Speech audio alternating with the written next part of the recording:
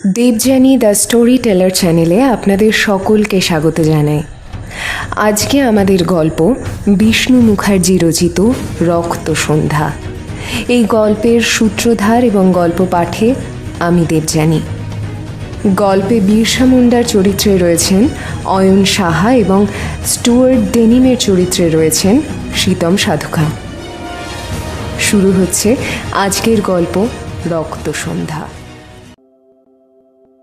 দলে দলে আদিবাসীরা এগিয়ে আসছে। দেশ কি, জাতি কি, সেসব তারা বোঝে না। তারা অশিক্ষিত, তারা বর্বর নেটিভদেরও নেটিভ। তারা বোঝে রক্ত, টাটকা তাজা মানুষের রক্তে ওদের তৃষ্ণা মেটে। ওরা কেউ সাঁওতাল, কেউ মুন্ডা, কেউ কোল, কিন্তু ওদের একটাই পরিচয়, ওরা অসভ্য, ওরা বর্বর। এই কথাগুলোই নতুন ইংরেজ কমান্ডার স্টুয়ার্ট ডেনিমকে বোঝাচ্ছিলেন এক ব্রিটিশ রেজিমেন্টের অধিকর্তা কিল্টন ম্যাথিউস। এই তরুণ ইংরেজ কমান্ডারকে নিয়ে ম্যাথিউসের তথা ছোটনাগপুর মালভূমি অঞ্চল এবং ঝাড়খণ্ডে থাকা গোটা দলটারই একটু ভয় আছে। বরঞ্চ ডেনিম যদি একটু রক্তপিপাসু, রগচটা কিংবা লম্পট প্রকৃতির হতো, তবে হয়তো এই রেজিমেন্টের একটু সুবিধা হতো। কিন্তু এই ভদ্রলোক একেবারেই বিপরীত প্রকৃতির। নিজে যতক্ষণ না অবধি ঠিক বুঝছেন, কোনো সিদ্ধান্ত তিনি নেন না, সিনিয়র অফিসারদেরও তোয়াক্কা করেন না। কিন্তু এই তরুণ কমান্ডারের যুদ্ধ কৌশল, শারীরিক গঠন এবং রণনীতি সাজানোতে তার জুড়ি মেলা ভার। ধর্মতত্ত্ব এবং নানান বিষয়ে তার জ্ঞান অগাধ। ঠাট্টা করে তাই তার অনেক সহকর্মী তাকে সেন্ট ডেনিম বলেও ডাকে। মাঝে মাঝেই বিকেলে ঘোড়ার পিঠে করে ডেনিম ঘুরতে বেরোয়। মানভূমের পাহাড়ি জঙ্গলে ঘুরে বেড়াতে ওর বেশ ভালো লাগে। সঙ্গে নেয় একটা রাইফেল। কখনো কখনো শিকার করে বন্য শূকর, হরিণ, বেশ কিছু পাখি। মুন্ডারা নাকি ডাকাত, তাই ওকে একা একা বেরোতে বারণ করেছেন কর্নেল। কিন্তু কে শোনে কার কথা? সেবার অনেকগুলো পাখি শিকার করে ঘোড়ার পিঠে ঝুলিয়ে যখন জঙ্গলের রাস্তা দিয়ে বের হচ্ছেন, তখন গোধূলি বেলা, সূর্য প্রায় অস্তাচলে। সামনে একটা ছোট পাহাড়ি ঝর্ণা দেখে ডেনিম ভাবলেন ঘোড়াটাকে একটু জল খাইয়ে নেওয়া যাক। ঘোড়াটাকে পাহাড়ি ঝর্ণার সামনে জল খেতে দিয়ে তিনি পাখির খোঁজে পূবের জঙ্গলটার দিকে একটু এগিয়ে গেলেন। এগোতে না এগোতেই একটা আওয়াজে তার চমক ভাঙল। ঘোড়াটি জল খেতে খেতে হঠাৎ করে উচ্চস্বরে ডেকে উঠল। কাছে কি কোনো বিপদ ঘটল তবে? এই ভেবে বন্দুক বাগিয়ে এগিয়ে এলেন ডেনিম। হঠাৎ শুনলেন তার ঘোড়াটার মরণ আর্তনাদ। তাকিয়ে দেখলেন ঘোড়াটার গলা কামড়ে ধরে আছে এক কালো বাঘ, যাকে বলে ব্ল্যাক প্যান্থার। ঘোড়ার গলার নরম মাংস বেশ তাড়িয়ে তাড়িয়ে উপভোগ করছে সেই বাঘ, আর কুতকুতে চোখে তাকিয়ে আছে তার দিকে। আর রাইফেল বাগিয়ে সোজা রাইফেলের ট্রিগার টিপল ডেনিম। কিন্তু পাখি শিকার করতে গিয়ে গুলি কখন শেষ হয়ে গেছে সে খেয়াল তার আর নেই। এদিকে জানোয়ারটা তার অভিপ্রায় বুঝে গেছে।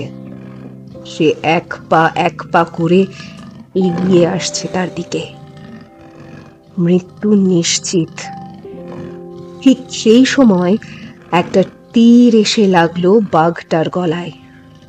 ব্যথায় গর্জন করে উঠল সে।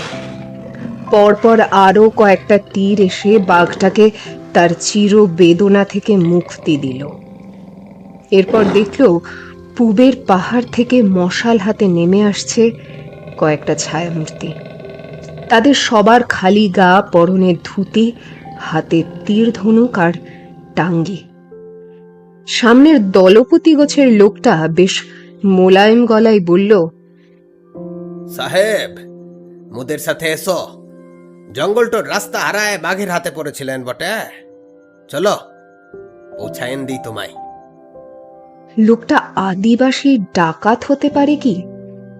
কিন্তু এত মোলায়েম ব্যবহার একজন ডাকাতের কি করে হয়?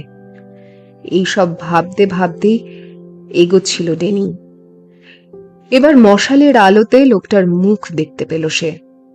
এই মুখ ডাকাতের কোথায়?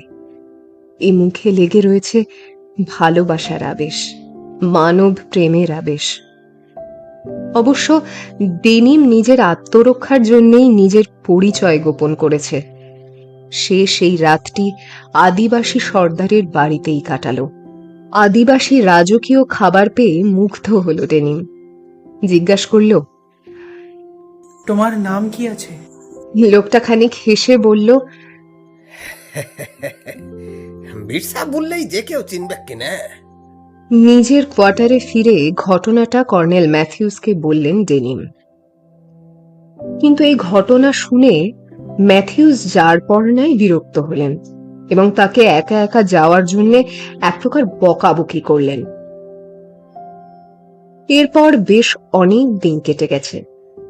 একদিন সন্ধেবেলা হঠাৎ খবর এলো স্থানীয় থানা এবং জমিদার বাড়িতে নাকি ডাকাত পড়েছে। ঘোড়ায় চড়ে ছুটলেন ম্যাথিউস আর ডেনিম। ডাকাতরা টাঙ্গি, ভোজালি, তীরধনুক, তলোয়ার নিয়ে আক্রমণ করেছে। যখন ওরা এসে পৌঁছালো তখন স্থানীয় জমিদার ও অরুণ সিংহের মাথা কেটে ওরা বল্লমের ফলায় লাগিয়েছে। তীরবিদ্ধ হয়ে পড়ে আছে থানার দারোগা কুন্দন ঝা। পুলিশরা সব পালিয়েছে। পাহাড়ের জঙ্গলে শুরু হলো মুন্ডাদের সঙ্গে ইংরেজদের খণ্ডযুদ্ধ। হঠাৎ একটা তীর এসে লাগে ম্যাথিউসের পিঠে। উল্টে পড়ে যায় ম্যাথিউস। তাকে বাঁচাতে ঘোড়ার পিঠ থেকে নেমে পড়ে ডেনিম। মুহূর্তে বল্লম হাতে কতগুলো লোক ওদের ঘিরে ফেলে। ওরা চিৎকার করতে থাকে। চিৎকার করে ওদের সর্দারকে ডেকে তাকে বলে যে, সর্দার, মাথাগুলোকে পেয়েছি, এবার একেবারে কেটে দেব। তীর ধনুক সজ্জিত এক ডাকাত এগিয়ে আসে ওদের দিকে। ডেনিম আর সর্দার দুজন দুজনকে দেখে অবাক হয়ে যায়। আরে, এ তো সেই ডেনিমের প্রাণদাতা বিরসা সর্দার। কথাটা মুখ দিয়ে বেরিয়ে আসে ডেনিমের। এবার চিৎকার করে হেসে ওঠে বিরসা। সেও চিনতে পেরেছে এই তরুণ পর্যটককে।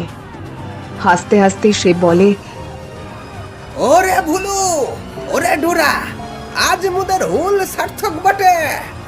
দেখিনে কেমন ভয় পাইছে লাল মুখো সাহেব গুলান। এই তো কাল মুদের ডোরায় ধমকায় মুদের হাঁস মুরগি লিয়েছে, জমি লিয়েছে, জাত লিয়েছে, মেয়েদেরকেও ছাড়ে নাই বটে।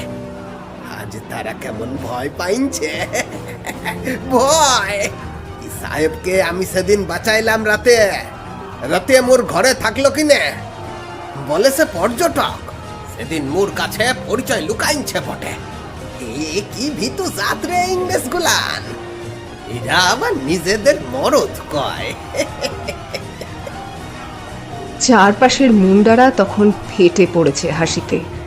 শেষে হাসি থামিয়ে বিরসা বলে ওঠে, হিরে যা কেনে ব্রিটিশ বাবু, মোরা রামের জাত তো আছি বটে। নিরস্ত আহত লোকেদের মোরা মারি নে। তবে তোরা জেনে রাখ কিনে, এ মুন্ডা জাত খেপে গেলে কি যে হবে তাই ভগবান কাল ভৈরবী জানেন। ফিরে আসে ওরা। কিছুদিনের সেবাতে সুস্থ হয় ম্যাথিউস। দেশে ফিরে যায় ডেনিম। পরে শুনেছিল ওই লোকটাকে আদিবাসীরা বিরসা ভগবান বলে ডাকে। আসল নাম বিরসা মুন্ডা।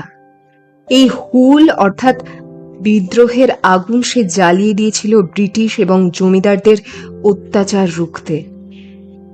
মুন্ডারা মোটেই ক্যানিবাল বা হিংস্রজাত নয়।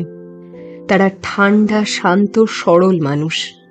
তবে অন্যায়ের বোঝা যখন অসহ্য হয়ে ওঠে তখন সেই শান্ত মানুষেরাই হাতে তুলে নেয় বিদ্রোহের মশাল।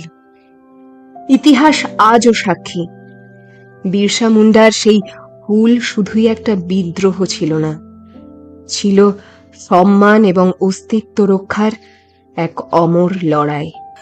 নমস্কার, আমি দেবযানী। আজকের গল্প এখানেই শেষ করলাম। গল্পটা কেমন লাগলো জানাতে ভুলবেন না। গল্পটা যদি ভালো লেগে থাকে তাহলে অবশ্যই একটা লাইক, শেয়ার অ্যান্ড সাবস্ক্রাইব। দেখা হচ্ছে পরের সপ্তাহে। নমস্কার, ভালো থাকবেন আপনারা।